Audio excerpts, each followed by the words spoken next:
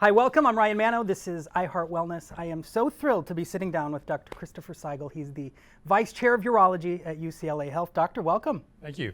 Let's get into this. Let's talk about prostates. Absolutely. So, what do we need to know? First of all, I'm a man. I'm 43. Right. What's our timeline? I think first and foremost, too many of us put things off. We don't get our checks, and that goes for men and women. What do we need to know about the timeline of getting checked? Well, you know, the important thing is to know your risk factors to start.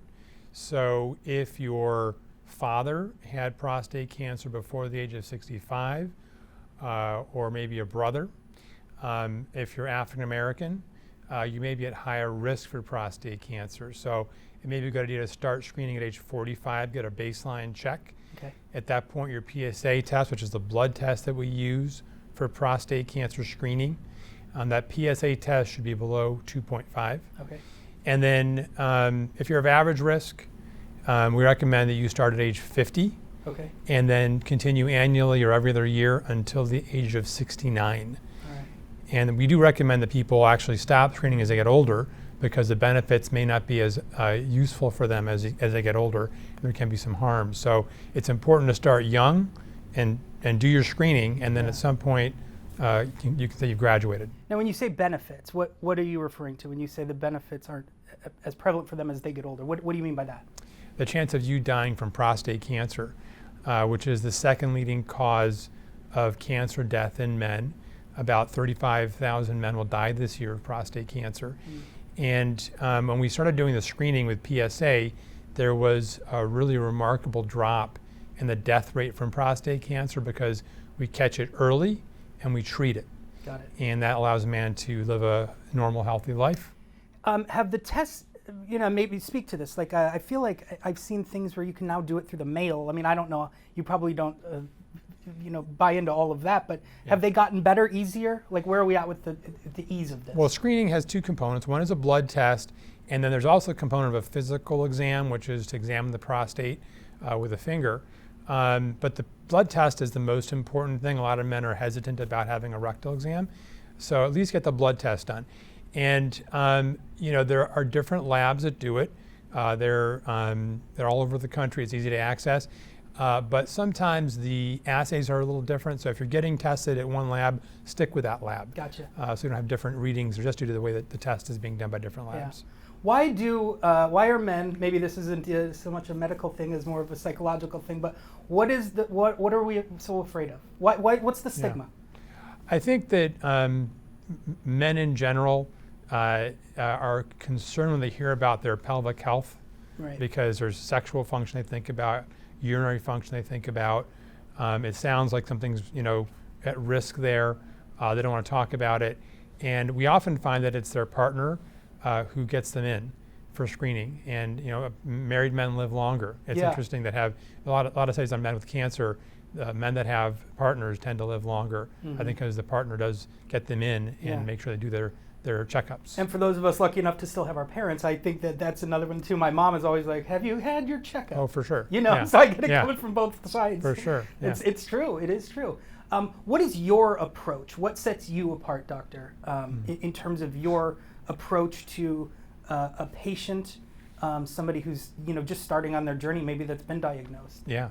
Well, I'm a big believer in what's called shared decision making. We're luckily at a place now that when you have a diagnosis of prostate cancer, we can really tailor the treatments to what your personal goals and values are, because there are many ways to treat it now and treat it effectively, including doing what's called active surveillance. Some men with cancer have a very low risk problem, and we can just keep an eye on it. And matching the person to the treatment is the process of shared decision making. It really requires asking that person what's important to them. And everyone's very different. If you're, say, 70 and renewing your vows, your sexual health might be very different in terms of its importance to you than somebody who is 70 and widowed and wants to do a lot of fly fishing. Sure. So you got to know what's important to that person. And we're recommending this to them, and we use software actually to help them do this. So not everyone can really, in their mind, there's trade-offs in treatment of prostate cancer, a long life, making sure you're adequately set up in terms of urinary control, making sure you get the sexual health you want. And it's hard to make those trade-offs sometimes in your head. We have software that guides patients on a series of questions that helps them sort of quantify and measure the strengths of those goals, and then looks at the data that supports the treatments personalized for them. So there's lots of studies out there that say, well, patients that are Black have a slightly higher risk of, say, incontinence or leaking urine after surgery. But how does that man get that data personalized for them? The software brings it in for that patient and combines their preferences and the evidence about the treatments and gives them some recommendations that are evidence-based to discuss with their doctor. What would you say maybe the top 1 or 2 treatments are? What are we looking at in terms when you say that you know, give them their options? What are the options? Right. So I'd say if you have prostate cancer, depends on your risk factors. Like, are you a high risk, medium risk, or low risk person?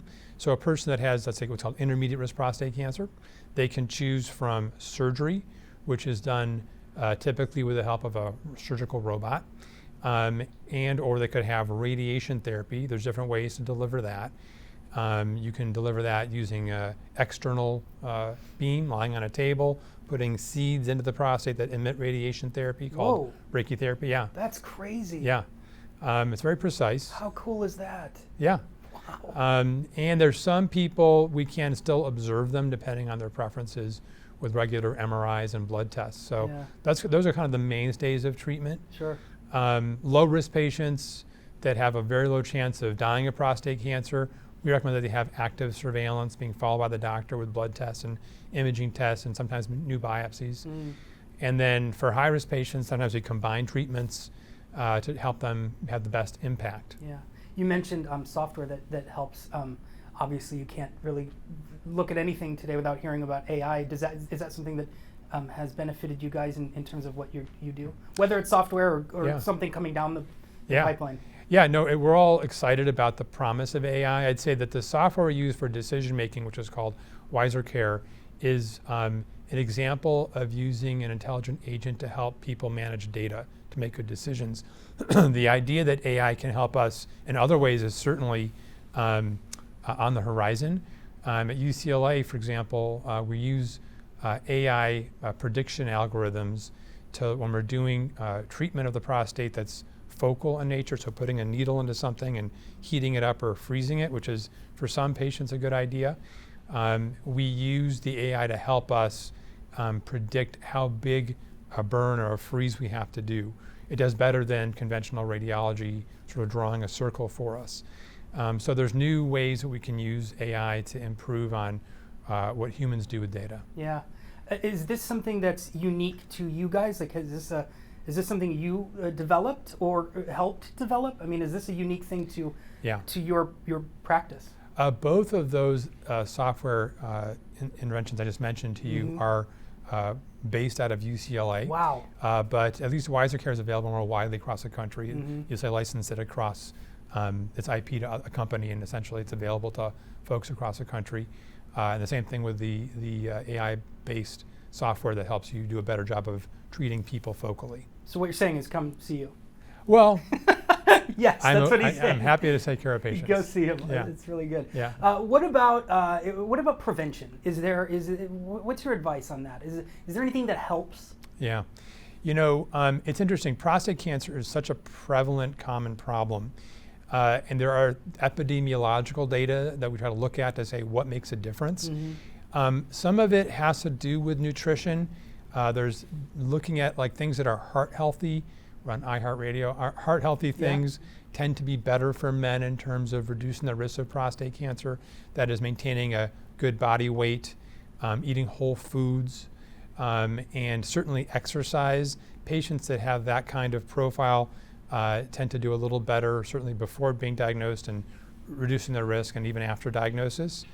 There actually is a medication that reduces your risk of being diagnosed. Yeah, it's called finasteride. In low doses, it's sold as Propecia, which reduces hair loss in men. Yeah. So that reduces your risk of being diagnosed with prostate cancer by 30%, and does reduce hair loss in men. But it does have its own side effect profile. In some men, it can cause low libido or sex drive, and rarely like tenderness in the nipple area. So a discussion you have to have with your doctor. Sure. And men take it also for enlarged prostate, so some men may already be on it. It's a side effect and benefit of that. And people should know that if they're on that medication, while they're being screened for prostate cancer, they should double their PSA to use it for screening purposes. So if your PSA is 2 and you're taking finasteride or Propecia, you should double that to 4 when considering whether you have an abnormal PSA. Gotcha. What about, is it one of those things that you start to sense that something's wrong, or are there symptoms? Like how do we kind of know, okay, that might not be right? Well, the problem is that the prostate usually causes problems with urination. And as men get older, they'll notice like a slower stream, or maybe they can't empty completely, those kinds of symptoms. And they're concerned that it's prostate cancer. They know it's what their prostate is. Those are not usually symptoms of prostate cancer. They're just signs the prostate's getting bigger.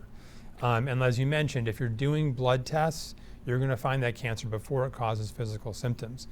Unfortunately, if you have never gotten a PSA test and you're 70 and you have an advanced cancer, those can cause the typical things you see or hear about with cancer patients: weight loss, bone pain, that kind of thing. But the goal is to find men well before they have those symptoms. And for the guy that has a PSA that's very low, it's very rare to have a symptom. Got it. Think back to when you started doing this. Compared to today, how do you feel so much more hopeful and confident about where we're at with this? Oh yeah, absolutely. Yeah. I mean, it's night and day. I mean, in every way that we treat patients, the focus is really on reducing side effects and improving the quality of life. So there's just so much work that's been done in that front, and the experience of being treated for prostate cancer today is just, it's hard to believe how different it is. Yeah. When I was in training, it wasn't so far from the era that surgery was, an ICU stay and a week in the hospital, and there's a lot of, risks that you underwent for that. And now it's an outpatient for some patients. There's 5 little incisions on your abdomen. Man, you're walking around. That's awesome. It's because of the robot. Yeah. And the same thing for radiation therapy. It's much more precise and targeted, and we're always finding ways to minimize side effects there. And then certainly the use of active surveillance has been a huge game changer, because many men in the past were treated when they didn't need to be. So I think our field in urology has taken the responsibility of trying to minimize over-treatment in men that don't need it, and find the guys that need it and try to cure them and get them back to their lives that they want to get back to. Yeah. All right, let's do a quick recap here. Your top 3 things we need to know, Dr. Saigal. What do we need to know about the prostate? Number 1, all men should get tested with their PSA as long as they have at least a 10-year life expectancy.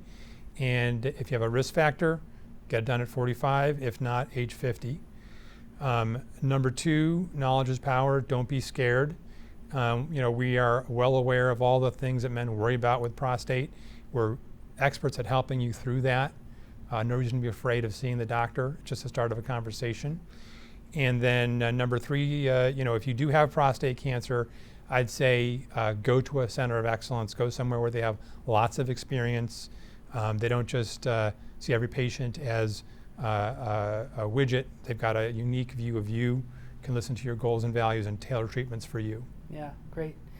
Side note, how did you get into this? Into urology? Yeah. Well, it's interesting. I think I didn't know much about it in medical school, but I did know that I like doing big surgeries, and I also like being in clinic and having a longitudinal or long-term relationships with patients. Yeah. And urology has a unique ability to do that. You see patients over the long term, take care of cancer patients across the spectrum of early diagnosis to even late treatment, and you still get to work with your hands and do big cases and I think make a difference in a really short period of time. Absolutely. So that's really the reason why. Yeah, and it's a big difference that you're making. That's a big thing to work on. I'm privileged to be able to do it. Yeah, well, it's awesome. We're privileged to have you, Dr. Christopher Saigal, Vice Chair of Urology. Is it the David Geffen Center? David Geffen School of Medicine at UCLA. School of Medicine. Does he get free prostate exam?